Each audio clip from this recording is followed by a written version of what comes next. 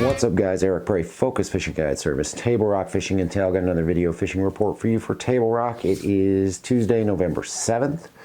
Back in the office today. It's a toasty 35 degrees outside right now.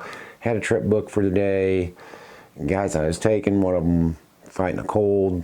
He thought it's probably best not to be out in the cold, and I gotta be honest with you, I didn't fight that too much because I didn't want to be out there either in cold wind, no sun, yada yada yada. But been fishing quite a bit. Fished the Oak Outdoors over the weekend. Give you guys a little bit of update on that.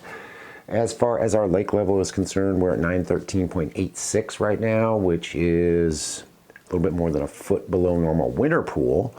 They are really dropping Table Rock. I'm not exactly sure why, if we're doing a fall drawdown or what the deal is, but all the lakes in the chain are low, and they continue to drop Table Rock. So looks like on the forecast that I've seen, there's no plans on shutting the generation down, at least not for the next 3 or 4 days. Water temperature, we're mid to upper mid 50s right now. That warm weather last week brought the temperature up. I saw as high as 59 over the weekend.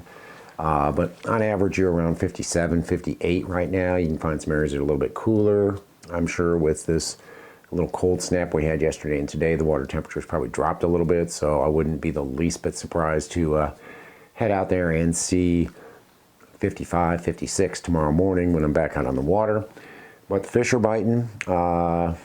Things are changing with the amount of current they're running. They're dropping the water level, a couple of different bites going on, but best way to stay on top of that, best way to get all the information, including all the results from the Oak Outdoors, including the interviews and everything, become a pro member of Table Rock Fishing Intel. Have all that information at your fingertips, either on your computer or on your phone.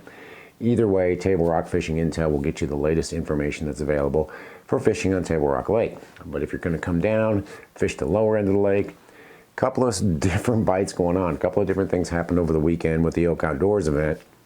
There was definitely a deep bite. Most of the guys fishing the tournament were fishing deep, except for the guy who won it. The guy who won it, Jeff Epley, spent his entire time down on the lower end throwing a crankbait, throwing a rock crawler, using that wind to his advantage and hitting those mixed rock and gravel banks, and catching a lot of big females that had moved up with a little bit warm up in the water and with the wind pushing the bait and everything else up. So there's definitely a rock crawler wigglewort bite down there by the dam.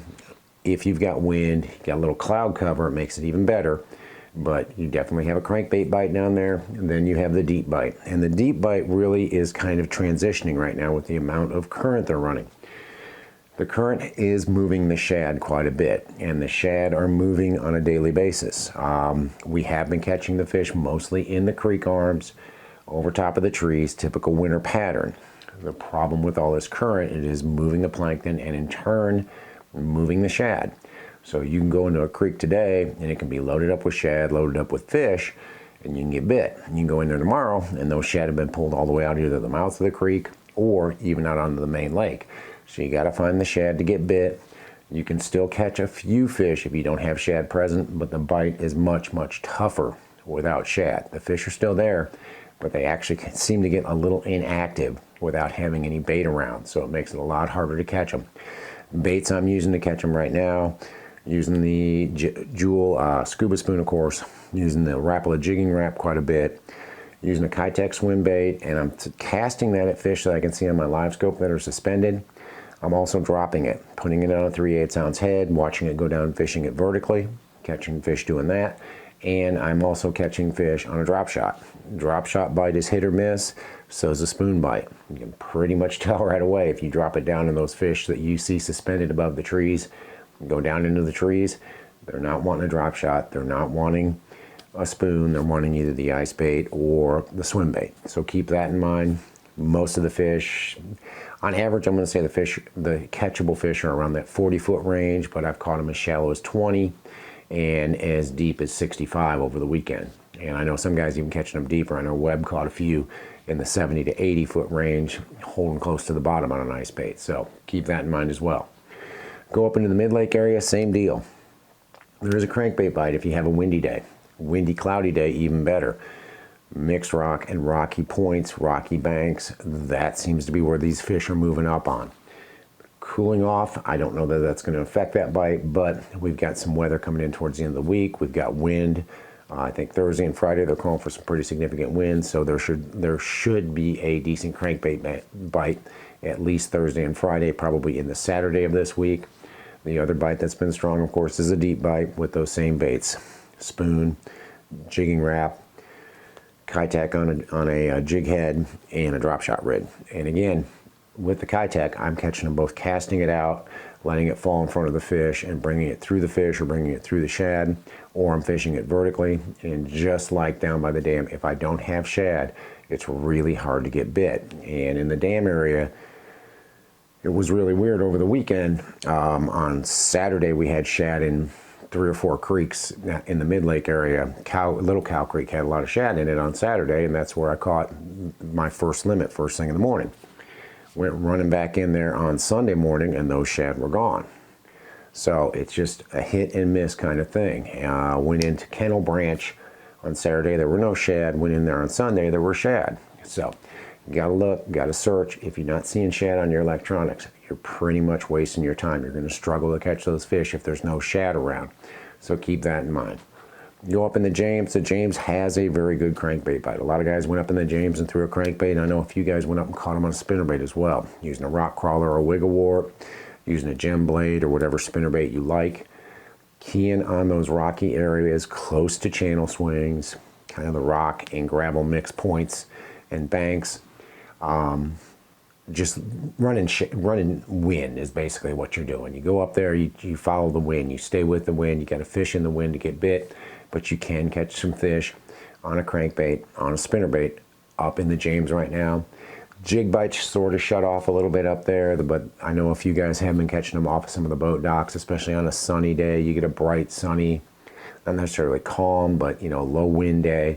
You can catch them around the boat docks. Most of those boat dock fish have been in that 8 to about 15 foot range, hiding either in the slips or around the walkways, wherever there's shade. Just they're hiding in the shade, so make sure you key on the shade if you're going to go flip docks. Go up in the White River. Spent quite a bit of time in the White River practicing, and ran up there and fished a little bit on Sunday. It's kind of a swing for the fences move, and I was pretty disappointed. I really struggled to find the shad up the White River. And didn't really leave myself enough time to do a lot of searching. Kind of should have known better, considering I stuck around in the mid-lake all day on Saturday and kind of worked my way around the mid-lake to start with Sunday morning. I didn't really have the time to go out and search and try to find the big schools of shad in the creek arms. I'm sure if you can find those schools of shad, that deep bite will be just as strong up there. It was last week when I could find the shad on, again, the Jewel Scuba Spoon, the jigging wrap, a Kitech swim bait on a heavier head, 3/8 or even a ½ ounce head, and then the drop shot rig as well. Again, fish are going to be on average around 40 feet, but catch them as shallow as 20, as deep as about 60 or 70 up there. But you got to have shad to be productive, and I'm sure the crankbait bite will work up there as well, either a rock crawler or a wiggle wart if you've got a windy day, especially wind and clouds on those transition areas closer to that deeper water. Guys, we are first full week of December. Bite's really been good. Water's a little warmer than I would expect it to be. The weather's a little bit different. I think that's kind of moving stuff. I think the biggest thing that's hurting our deep bite right now is definitely the amount of current that they're running, moving the shad around, but I'm sure sooner or later they're going to slow that current down, and it's really going to turn that deep bite on. But really, the fishing's been really, really good. Like I said, I fished the Oak Outdoors. Did not have a great limit the first day, and then kind of swang for the fences the second day, and only managed to catch 4 little keepers. So didn't do worth a darn, but I really appreciate what JP did putting on that tournament. It was a great tournament. Congrats to Epley and the rest of the guys who did really well in that tournament. It was a really cool event, and I hope we're going to have a few more like that. But really a cool tournament. But the fishing's good. Fishing's going to get better. At least I feel like it is. Once they slow this water down, I think we'll really have a strong deep bite this year, just based on the number of largemouth and smallmouth we've been catching out there with the Kentuckys. So it's a good time to come down. We are going to be running our gift certificate sale as well this year for Christmas. That's already on the website, focusfishing.com, if you want to get a gift certificate for somebody for a Christmas present. But if you're coming down, want to hire a guide, give me a call. It's a Focus Fishing Guide Service. You can reach me at 417-860-4743 or hit my website, focusfishing.com. Shoot me an email, book online. Either way, I get back to you as soon as I can. Got some great winter fishing coming up. So guys, if you want to go fishing, give me a call. Let's get hooked up. Let's get out there. You want to learn how to use your electronics, want to learn how we catch these fish 60, 70 feet deep, now's the time to do it.